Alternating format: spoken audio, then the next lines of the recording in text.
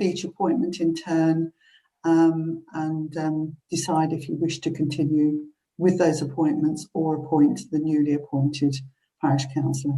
Thank you. Thank you, Paulina. We have a question from Councillor Day.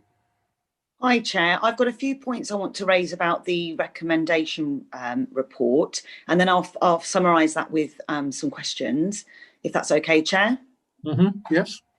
So first of all, just wanted to say that the Good Scrutiny Guide lists 4 principles of good scrutiny: to provide constructive critical friend challenge, to amplify voices and concerns of the public, and to be led by independent people who take responsibility for their role, and also to drive improvement in public services.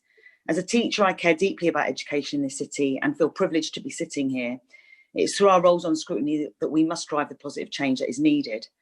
However, I'm concerned that the attendance levels in 2019 to 20 of the non-statutory co-optees were so low as to make their sustained impact meaningless.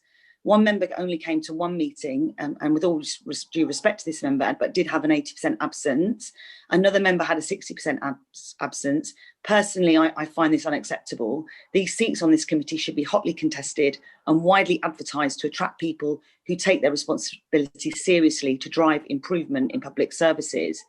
I was told back in May that there wasn't an election, those seats would just roll over. I'm now questioning that, and I feel we could have been looking for nominations further from either the Muslim Community, Racial Equality Council, SACRA, or the Teachers Union, or FE or SEND representatives. I'm sure there are plenty of willing people from such organisations to take this role seriously.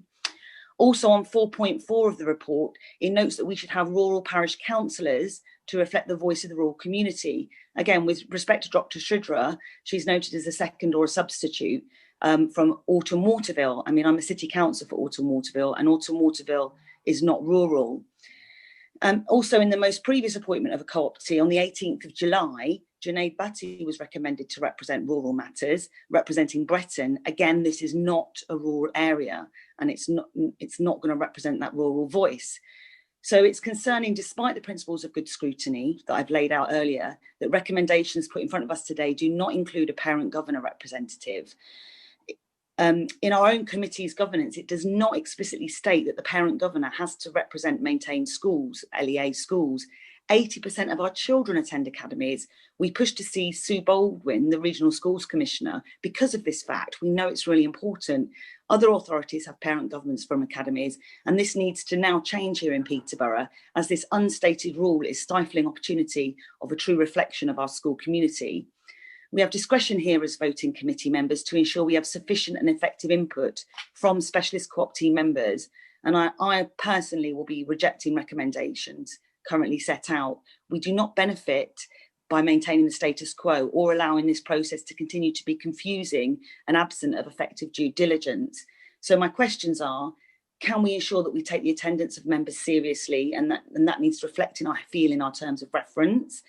Secondly, can we ensure rural parish councillors are in fact rural? If not, and the rules have been relaxed, then why have they been relaxed? And thirdly, I feel we must see a change to the unwritten parent governor rule and include applications from parent governors from academies. It just seems to make sense. Thank you, Chair. Okay, I'm not sure whether we can have recommendations